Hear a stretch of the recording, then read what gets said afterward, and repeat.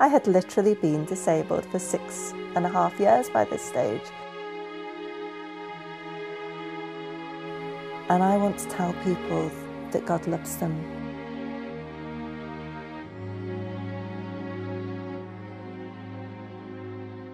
I began my teacher training actually in our local village school, and unfortunately, after just 1 week there, whilst crossing an assembly hall floor, my feet went from under me and I landed with my full weight on my coccyx.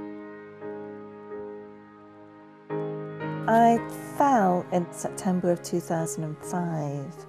It wasn't until 4.5 years after my fall that my husband, through his work, heard of a professor in Leeds who was a pelvic expert rather than a neurosurgeon. So in the July of 2010, I had the coccyx removed. It only worked so far, and suddenly medically there was nothing more they could do. I had literally been disabled for 6.5 years by this stage. Watching Sandra go through this was phenomenally difficult because you're there as a husband, you know, we're joined together and you can't carry her. You know, it's her suffering, but she's part of our marriage, she's part of our family, and you can't compensate for it. You know, you've got this disability built into your marriage and this disability built into your family. I did just want to cry, and I just want to say, I've had enough. I couldn't go to the children's parents' evenings anymore. I couldn't go to their Christmas plays.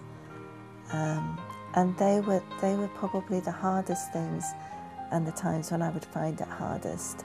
You think, I want to go on a nice holiday, and you can't.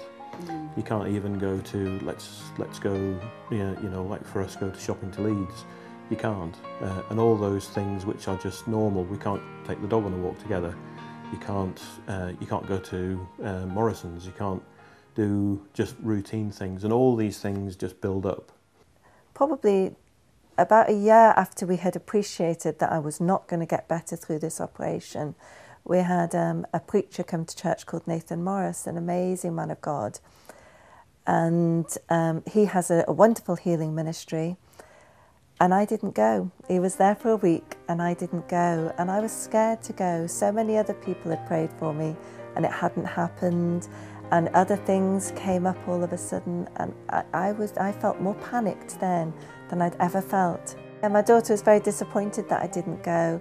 And after he'd left, I suddenly thought, I should have gone. I so should have gone. But Jarrod had also been, my pastor in our church had been hugely blessed by Nathan, and he put on Facebook that Sunday evening he was going to have a healing meeting. And so Ruth is on Facebook a lot, and she'd noticed and she said, Mum, you have to go to this. And I thought, yes, I do have to. This, you know, and it suddenly struck me, Nathan Morris wasn't there, but God was still there. God was the same God, no matter who was there. And I thought, yeah, I genuinely believe that this is going to be my time. It was a lovely meeting, the presence of God was powerfully there, lovely time of worship, but I was still in pain.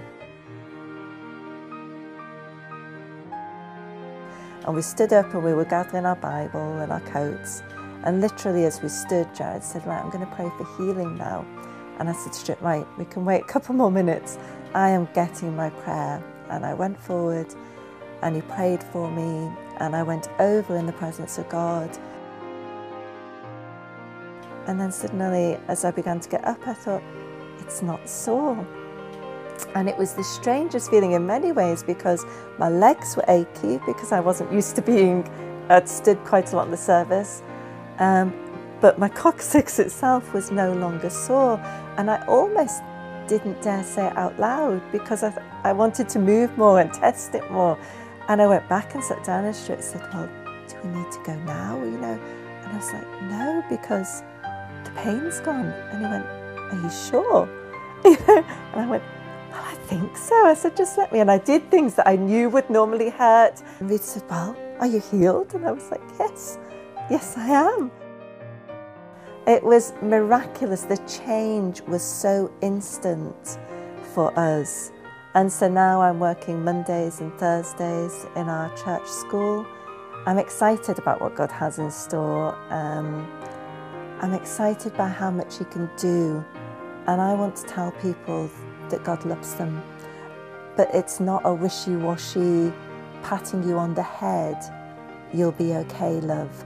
It's not a distant love. It's a very real, intimate, close love that is genuinely here for the here and now. It's not just one day everything will be better in heaven. It's here and now. God will be with us.